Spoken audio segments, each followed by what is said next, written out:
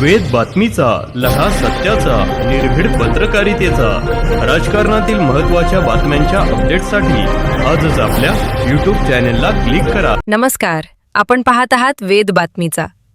राहुरी पाथर्डी नगर पोटनिवडणूक, शिवसेनेचे रावसाहेब खेवरे रिंगणात, उमेदवारीवर रविवारी निर्णय शक्य.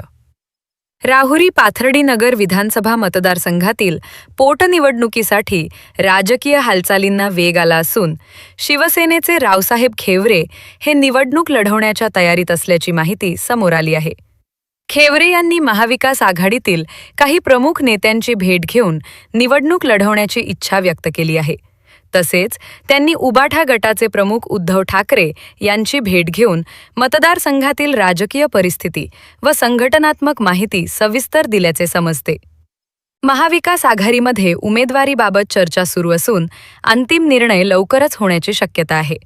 उद्धव ठाकरे हे आघाडीतील घटक पक्षांच्या नेत्यांशी चर्चा करून रविवारी सायंकाळपर्यंत अधिकृत उमेदवारी जाहीर करतील, अशी माहिती सूत्रांकडून मिळत आहे. दरम्यान संभाव्य उमेदवारीमुळे मतदारसंघातील राजकीय वातावरण तापू लागले असून कार्यकर्त्यांमध्ये उत्सुकता वाढली आहे. वेद बातमीचासाठी जालिंदर ढोकणे, उंबरे. उद्धव साहेबांशी जवळजवळ अर्धा तास चर्चा झाली. सखोल म्हणजे मतदारसंघावर पूर्ण चर्चा केली. ही पोटनिवडणूक आहे आणि आमचं 3 पक्षाची महाविकास आघाडी आहे. बाकीच्या 2 पक्षाशी साहेब आता आज बोलून घेणार आहे आणि उद्या ही उमेदवारी फायनल करणार आहे. मी निवडणूक लढायला इच्छुक आहे, कारण मी 32 वर्षाचा शिवसैनिक आहे आणि मातोश्रीवर माझं 30 वर्षापासून येणं जाणं आहे. अत्यंत घनिष्ठ असं काम मी शिवसेनेचं गेल्या 30 वर्षात केलेलं आहे. त्याच्यामुळे मी दावेदार आहे निवडणुकीचं आणि 100% मला उमेदवारी मिळणार आहे. खेवरे साहेब, याआधी तुम्ही बाळासाहेब थोरात यांची सुद्धा भेट घेतली होती. त्यावेळेस नेमकं काय चर्चा झाली होती आणि ते म्हटले होते की ते उद्धव ठाकरेंशी बोलतील. तुम्ही काय बोलला होता थोरातांना? मी त्यांना सांगितलं होतं की मी तिथं चांगला उमेदवार आहे आणि माझ्यापेक्षा चांगला उमेदवार असेल तर तुम्ही देऊ शकता. परंतु त्यांना माहिती आहे की मी चांगला उमेदवार आहे, म्हणून आज सकाळी त्यांनी मला सिग्नल दिला की तू लढू शकतो.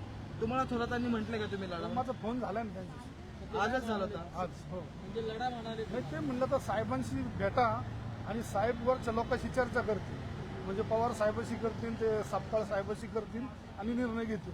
तनपुरे देखील दुसरीकडे त्याच मतदारसंघातून निवडणूक लढवण्यासाठी इच्छुक आहेत, असं देखील सूत्रांकडून समजतंय की काँग्रेसकडून त्यांना उमेदवारी दिली जाऊ शकते, अशी चर्चा आहे.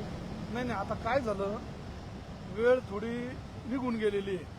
आता 2च दिवस बाकी आहे आपल्याकडे, 5 आणि 6. आता कधी होणार आहे सगळ्या गोष्टी? मी जसं गेले 15 दिवस या सगळ्या संपर्कात आहे सगळ्यांच्या की मला उमेदवारी करायची. मी 15 दिवसापूर्वी साहेबांना भेटून गेलेलो की मला उमेदवारी करायची म्हणून. अजूनही चर्चा या संदर्भात बाकी आहे की उमेदवारी? चर्चा बाकी आहे. आज फायनल होणार, उद्या कुठल्याही परिस्थितीत उमेदवारी डिक्लेअर होणार. आता उद्धव साहेब नेमके काय म्हणाले तुम्हाला संवाद साधल्यावर? उद्धव साहेबांनी सांगितलं माझ्याकडून मतदारसंघाची पूर्ण भौगोलिक परिस्थिती समजून घेतली. कारण काय झालं, तो मतदारसंघ फक्त राहुरी नाही आहे, राहुरी नगर पाथर्डी असा 3 तालुक्याचा मतदारसंघ आहे. ती सगळी भौगोलिक परिस्थिती समजून घेतली आणि त्याच्यावर चर्चा झाल्यानंतर त्यांनी वरच्या लोकांशी बोलून उमेदवारीचा निर्णय घेणार आहे. याआधी प्राजक्त तनपुरे या मतदारसंघातून आमदार होते महाविकास आघाडीच्या काळात, जे ते मंत्री सुद्धा राहिलेले आहेत. त्यामुळे त्यांच्या पारडं थोडं जास्त जड असं एकंदरीत चर्चा जी आहे. पारडं निवडणूक झाल्यावर कळण जड का हलकं, निवडणूक झाल्याशिवाय नाही ना कळणार. आणि दुसरीकडे अक्षय कडेले यांना सुद्धा उमेदवारी भाजपने दिली आहे. आता काय झालं, धनशक्ती आणि जनशक्ती अशी ही निवडणूक होणार आहे. मी एक साधारण माणूस आहे, शेतकऱ्याचा मुलगा आहे, परंतु कट्टर शिवसैनिक आहे. मी कुठेही कधी हल्लो नाही. माझा जन्म शिवसेनेत झाला आणि माझं मरण पण मी शिवसेनेत. त्याच्यामुळं जनतेचा माझ्यावर विश्वास आहे की मी ना जीवनात पक्ष बदलला ना कधी बदलणार आहे, म्हणून लोक मला स्वीकारतील आणि 100% निवडून. अगदी शेवटचा प्रश्न आहे, जर उमेदवारीच्या ह्याच्यासाठी तुमच्या नावावर शिक्कामोर्तब नाही झाला तर तुमची भूमिका काय असेल? नाही, जो पक्ष आदेश देईन ते मी करत. थँक्यू. हे बाबा घे.